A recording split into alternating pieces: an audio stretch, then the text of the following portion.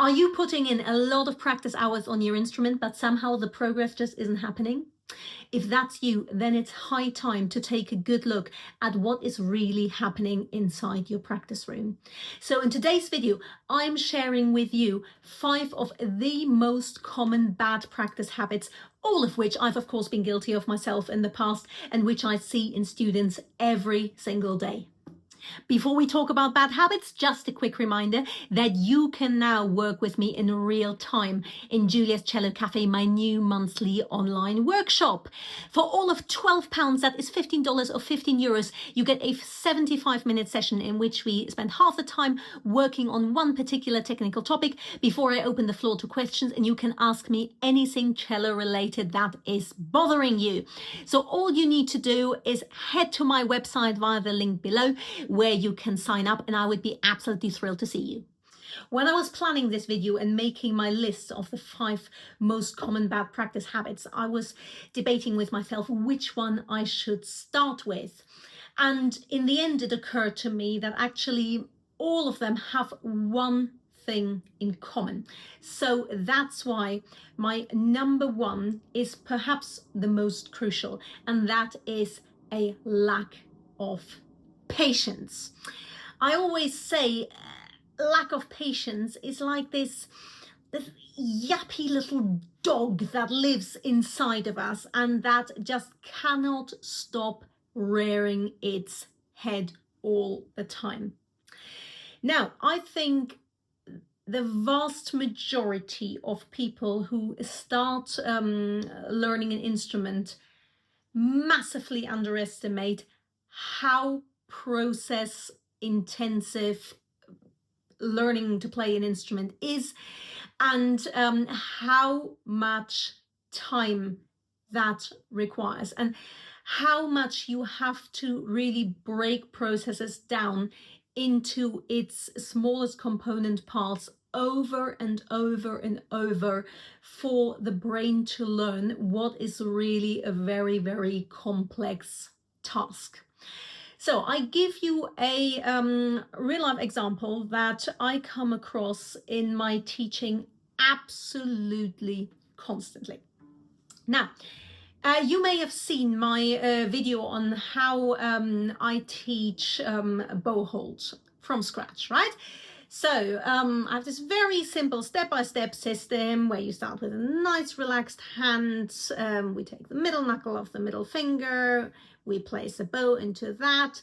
The other contact point is the top right corner of the thumb. We close the space and we turn it around. And if you follow that system absolutely diligently, when I start with a beginner on that, within really 2-3 lessons, they tend to have an absolutely beautiful looking solid bow hold. So what happens next? What happens next is that by that point, even though I keep saying, look, when you're starting, this beautiful bow hold will melt 1,000 times, and that's not a problem, but every single time when it does melt, you need to go back to step 1 and repeat the process.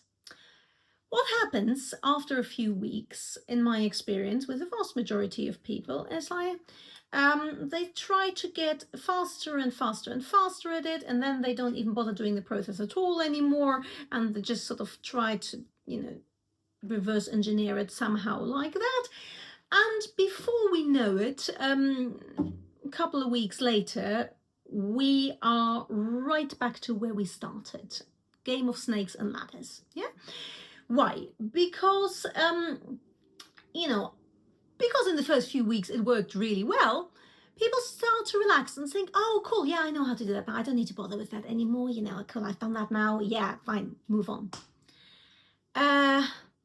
No, is the answer to that.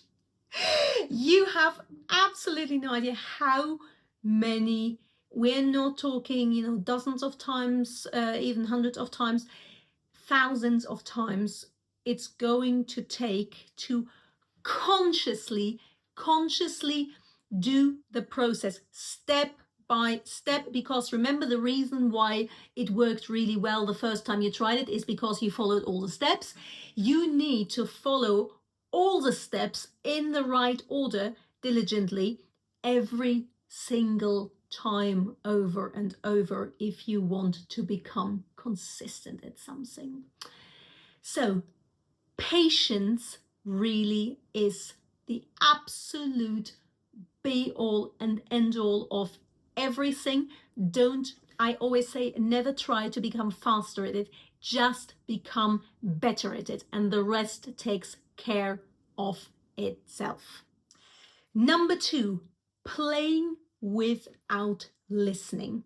I actually, before I started filming just now, I looked up the dictionary definition of the word to listen, and that is to give one's attention to a sound. So to give one's attention, that means it's an active process. It's something that we have to choose to do. It's not something that just happens by itself.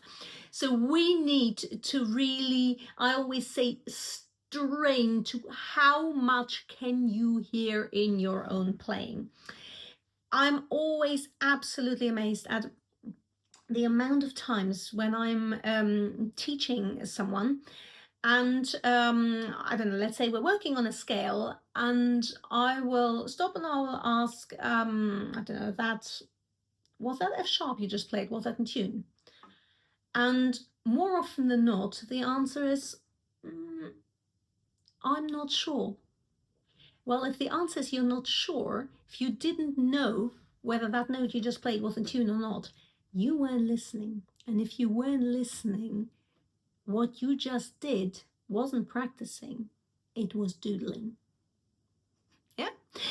Sorry if that sounds harsh, but practicing is only practicing if it's done with full attention and with intent. And that, of course, also means we need to play at a speed at which we can still listen. If what's happening is simply too fast for you to take all of it in, well, then you are practicing too quickly. I can tell you, the older I get and the more music I have on my stand to learn, the slower I start to practice. Most of my practice is happening at absolute snail speed, so that in one go I can pick up on as many things as possible. Which leads me straight into number 3, and number 3 is skirting over trouble spots. It's funny, I was just teaching a couple of hours ago, and a student preparing for an exam, and we were doing scales and technical work, and it's very funny, every time a note wasn't sort of 100%, I could straight away sort of see this slightly sheepish look on the student's face, but without fail, if I didn't stop, they would move on. In other words, they knew exactly it wasn't quite right, but it was almost as the student was sort of looking at me like, is she going to stop me? Did I get away with that? No. All you are doing by not getting right in there and fixing it is you are embedding the problem more and more and more. You are essentially just getting really good at making the same mistake over and over. So the moment you hear that something somewhere isn't working, don't move on and hope that tomorrow it'll work. Trust me, it won't. You have to, for instance, if you're missing a shift, if you're missing a note, much as it's not pleasant, hold that out of tune note and listen. Is that sharp? Is that flat? What is not right about it? You can't fix it until you know what isn't right about it. Yeah. So focus in, really put that bit under the microscope and identify exactly what the issue is. But don't hope that it'll sort itself out. It will not sort itself out. You need to sort it out. Swiftly on to number 4, another particular favorite of mine, and that is mindless repetition. Now, mindless repetition is probably, I would say, 80–90% of what people think is their practice. Yes, it is as high as that. What I often hear, and not just at beginner level, but sometimes when I'm rehearsing or doing a masterclass or somewhere in a conservatoire, and I walk the corridors, and the amount of practicing that I hear, and full disclaimer here, when I was a student, I was doing exactly the same, so it takes one to know one here. It's just playing the piece over and over and over again in the hope that somehow just by doing that, it's going to get better. Well, let me tell you, it won't. Yeah, before we practice, we need to have a plan of exactly coming back to identifying, okay, what are the problems? What am I trying to achieve right here, right now? Am I trying to fix intonation? Am I just listening out to that? Am I going to work on my shifting right now? Am I going to be trying to tighten up my rhythm? Am I going to do metronome work? What is it you are trying to achieve? Playing through a piece should take up no more than 5% of your practice. Yeah, if I have to prepare a whole concerto or a whole sonata, playing through is really something I reserve for doing run-throughs, which I schedule at kind of set points in the whole practice journey in order to see kind of where I am currently at. So every so often I say, okay, I'll do a run-through now, which I'll try and record, but then after that it's right back to microscopic slow work. So playing through the piece is something we do really for monitoring. It's not practice. Number 5, lastly, one thing that I see time and time again in students, especially who come to me for the first time, is that the one thing their practice really lacks is proper work on basics. What do I mean by basics?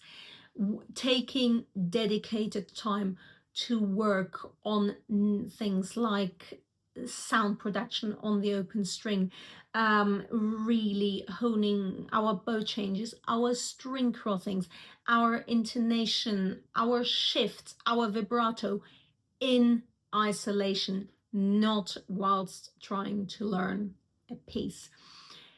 If you're bowing, if you can't keep a nice controlled straight bow with nice smooth bow changes and string crossing on an open string, it's not going to be happening in a piece.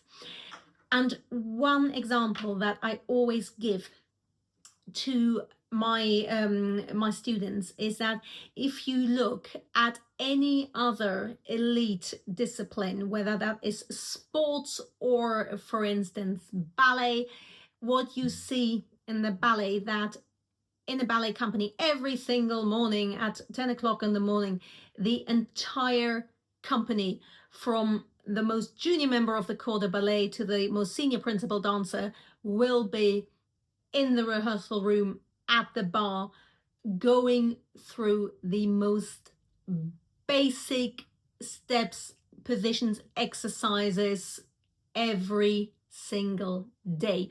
Why? because if you don't hone your basics, you have got absolutely nothing to work with.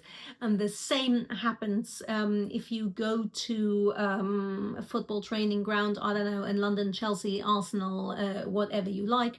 They are not out there every day playing matches. They are practicing their passing, they are practicing their penalties, very, very basic things, day in, day out.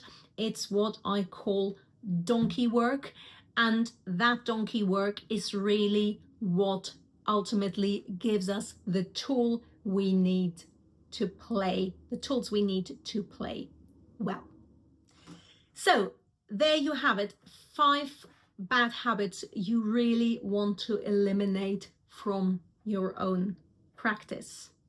What I would say in summary is that I think how to practice is something which very often isn't very well taught. I think I can certainly say that was something which I found really, looking back now in my own training, was really lacking, being told exactly this is how to practice. But what I find is that very, very often, even when you do give, as a teacher, very, very clear instructions, point 1 I mentioned, patience is the one that really gets in the way. Patience is this what I call end gaming. They're just trying to get the result by hook or by crook, hoping that you can somehow bypass the process, is something which I am seeing a lot of. And I'm afraid to say, and I can certainly tell you, having tried all the wrong ways before I found the right way, it's a waste of time. And I would go as far as saying that how disciplined we can be in our practice, how disciplined a student is in their practice, and how able and willing they are to really engage with process is probably one of the greatest predictors of success, much, much more so than anything that you could broadly call talent. Talent is a nice thing to have, but it doesn't make you a good player. Yeah. In order to really learn to play the instrument well, there is no way around really structured and disciplined work. So on that bright note, I am going to say happy practicing, but don't practice for any longer than you can really stay with that concentration and stay with that discipline. If you feel that that is fading, it's time to take a break. Cheerio.